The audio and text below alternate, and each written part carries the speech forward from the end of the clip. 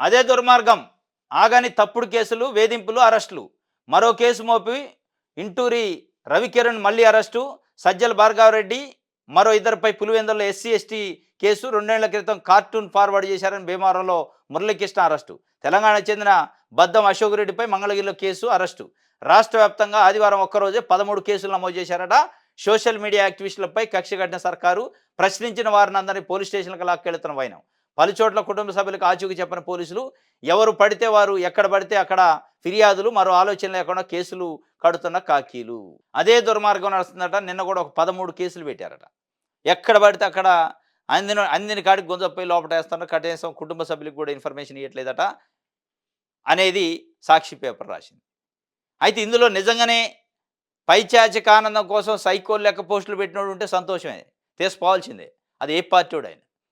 కానీ దాన్ని అడ్డం పెట్టుకొని వైఎస్ఆర్సీపీ యాక్టివిస్టులని, కార్యకర్తల్ని, నిజమైన పార్టీ కోసం పనిచేసే నాయకులను తీసుకుపోయి లోపటేసే కార్యక్రమం చేస్తే ఇక అంతకంటే మించిన అప్రజాస్వామికం ఉండదు. ఎందుకంటే ఇదే అంశం పైన గత 5 ఏళ్లుగా చంద్రబాబు నాయుడు గారు, తెలుగుదేశం పార్టీ భజన పత్రికలు ప్రజాస్వామ్యం కూని అవుతుంది, ప్రశ్నించే వాళ్ళని లోపటేస్తారని అన్నారు. మళ్ళీ మీరు అదే చేస్తారు. జగన్మోహన్ రెడ్డి ఏ బాటలో నడిచిండో ఆ బాటకి ఇంచు అటు ఇటు పోకుండా నడుతున్నట్టు అనిపిస్తుంది. వారం రోజుల నుంచి చాలామంది సోషల్ మీడియా యాక్టివిస్టులను అరెస్ట్ చేస్తున్నారు. చేయొచ్చు. మీరు ఇంకొక వారం చేస్తారా, 10 రోజులు చేస్తారా, నెల చేస్తారా, అధికారం ఉన్న రోజులు చేస్తారా చేయొచ్చు. కానీ ప్రజలు గమనిస్తారు. మీరు ఇవాళ అంటే ప్రశ్నించేవాడిని మూసి లోపటేసి జైల్లో పెడితే ప్రశ్న ఆగిద్ది అనుకుంటే, ప్రశ్న మీరు ఎంతైతే అదింపడతారో అదే స్థాయిలో లేచి వస్తుంది.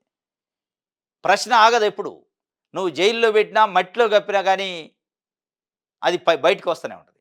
కానీ ఆ ప్రశ్న రాకుండా ఉండాలంటే మీరు చేయాల్సిన బాధ్యత, మీరు చేయాల్సిన విధులు నిర్వర్తించండి. మీరు ఏదైతే హామీలు ఇచ్చారో హామీలు ప్రజలకు చేస్తే ఈ ప్రశ్న ఎవడు పట్టించుకోడు. మీరు చెప్పిన మాటలు ఫుల్ఫిల్ చేస్తే, మీరు అన్న హామీలు నెరవేర్చితే ప్రభుత్వ పరంగా, ఒకవేళ ఎవరైనా ప్రశ్నించినా ప్రశ్న ఎవడు పట్టించుకోడు. ఎందుకంటే మాకు కడుపు నిండి ఉంది, మాకు మంచిగా పని చేస్తున్నప్పుడు నీ ప్రశ్న ఏందిరా నాయన అంటారు. ఒకవేళ రాజకీయం చేసినా పట్టించుకోరు దాన్ని.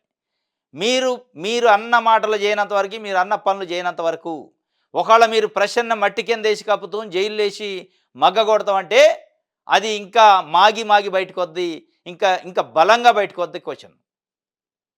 కాబట్టి అది గమనించుకోవాలి ఇవాళ ప్రభుత్వం. అట్లాంటి చాలా ప్రభుత్వాలు చూసినాం. చాలా ప్రభుత్వాలు అనగదొక్కుతూ అనుకుంటే వాళ్ళే అణిగిపోయారు. మన పోలీసులతోని, రాజ్యంతో అనగొట్టచ్చు, ఉక్కు పాదంతో తొక్కేయచ్చు అనుకున్నారు. ప్రజలే తొక్కేశారు చివరికి. ఏ ప్రశ్ననైతే ప్రభుత్వాలు తొక్కేయాలనుకున్నాయో అదే ప్రశ్న ప్రభుత్వాలని పతనం చేసింది, పార్టీలను తొక్కేసింది. కాబట్టి అది గమనించుకోవాలి.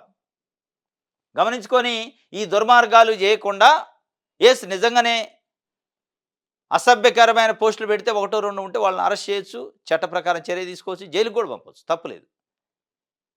కానీ దాన్ని అడ్డం పెట్టి అమాయకులను అయితే లోపటేసే కార్యక్రమం చేస్తే అది ప్రజాస్వామ్యంలో ఎప్పుడు నిలబడదు.